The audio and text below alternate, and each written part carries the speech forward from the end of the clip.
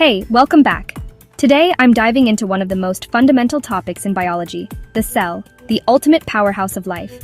If you've ever wondered what makes up all living things, from bacteria to blue whales, you're in the right place. Let's kick things off with prokaryotic cells, especially bacteria. These tiny life forms might look simple, but they've got some serious architecture. Picture a bacterial cell like a fortress with three main layers. First, the outermost glycocalyx, which can either be a slimy layer or a thick protective capsule. Next up is the cell wall, providing shape and support. And finally, the plasma membrane, which controls what goes in and out. Now, not all bacteria are alike. Some have thick cell walls and stain purple in the Gram test. These are Gram-positive. Others have thinner walls and don't take up the stain Gram-negative. Some bacteria can even move, thanks to whip-like flagella, but others just chill in place.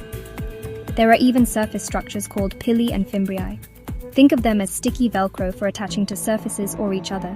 Inside, you'll find ribosomes, those tiny factories where proteins are built. Sometimes, several ribosomes link up like a train, forming a polyribosome to make proteins even faster. And don't forget inclusion bodies, storage blobs for nutrients like starch or gas, especially in photosynthetic bacteria. Switching gears to eukaryotic cells, that's plants, animals, fungi, and more. These guys are like prokaryotes leveled up. They have a real nucleus, wrapped in a nuclear membrane, and a whole suite of organelles, each with special jobs. Plant and animal cells are cousins, but not twins. For example, animal cells have centrioles for cell division, while plant cells typically don't.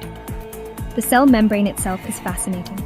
Thanks to advances in electron microscopy, we know it's made up of a double layer of phospholipids with proteins scattered throughout, kind of like a sea with floating icebergs. This structure lets the membrane stay fluid, so proteins and molecules can move around as needed. The cell membrane's main gig? Controlling what enters and leaves, whether it's water, ions, or nutrients, sometimes using energy, sometimes not. Let's talk about the cell wall. Found in plants and fungi, it's a rigid outside layer made mostly of cellulose in plants, or chitin in fungi. It's strong enough to keep cells from bursting in water and helps them stick together. Inside the eukaryotic cell, you'll find the endomembrane system, a network of organelles like the endoplasmic reticulum, both rough and smooth, Golgi apparatus, and lysosomes, all working together to make, package, and break down molecules. Mitochondria are the real MVPs here, double-membraned, packed with enzymes, and the site of cellular respiration.